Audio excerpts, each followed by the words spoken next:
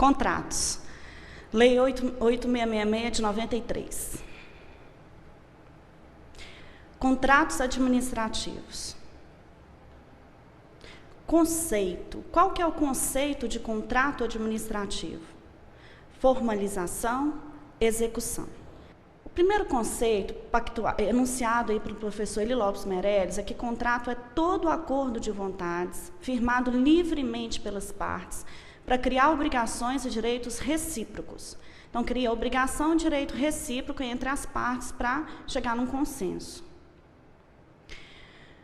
Como nos ensina Eli Lopes, em princípio, todo contrato é um negócio jurídico bilateral. Existem duas partes, comutativo, direitos e obrigações recíprocos, realizado entre pessoas que se obrigam a prestações multas e equivalentes em encargos e vantagens. Como o pacto consensual pressupõe liberdade e capacidade jurídica das partes para se obrigarem validamente, como negócio jurídico requer objeto lícito e forma prescrita ou não vedada em lei. Na teoria geral dos contratos, pegando aí a base do direito privado, do Código Civil, nós podemos falar em 4 regras que configuram princípios da teoria geral dos contratos. Lex inter partes. O contrato é a lei entre as partes. Isso vai impedir que haja alteração do que as partes convencionaram.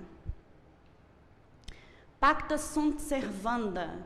Deve haver observância do pactuado. Então, isso obriga as partes a cumprirem fielmente o que avançaram e prometeram reciprocamente. Daí que o que foi pactuado, as partes devem cumprir e vincula as vontades das partes. Essa é a explicação dessas 2 regrinhas.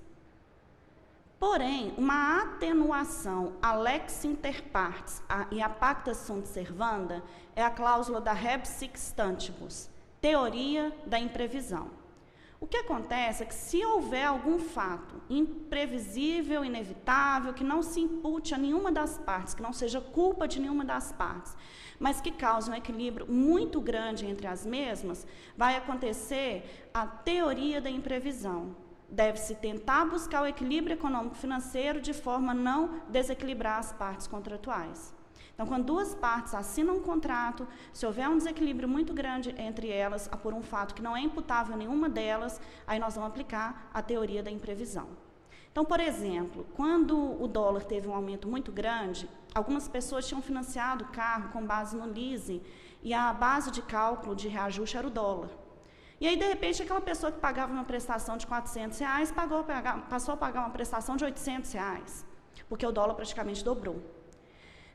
Aí as pessoas que procuraram as financeiras, eles responderam o seguinte: olha, lex inter partes, pacta sunt servanda.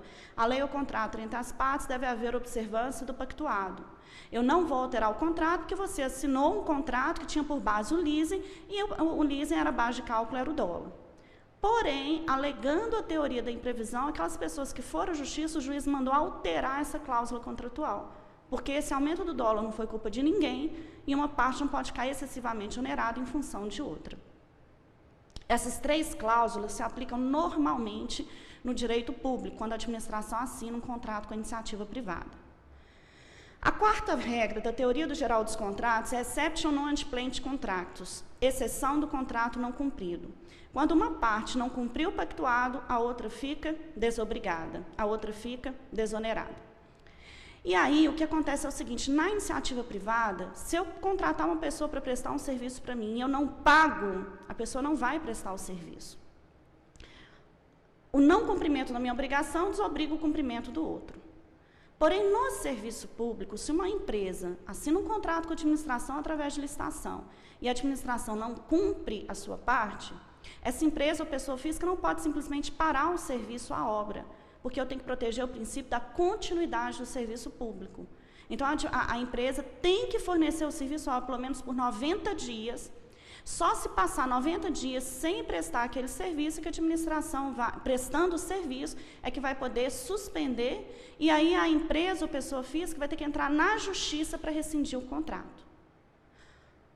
Dessa forma, nós podemos dizer que a exception non adplenit contractus não se aplica ou se aplica de forma limitada nos contratos administrativos. Com relação a lex inter partes, pacta sunt servanda e rebus sic stantibus, aplica normalmente nos contratos de direito público.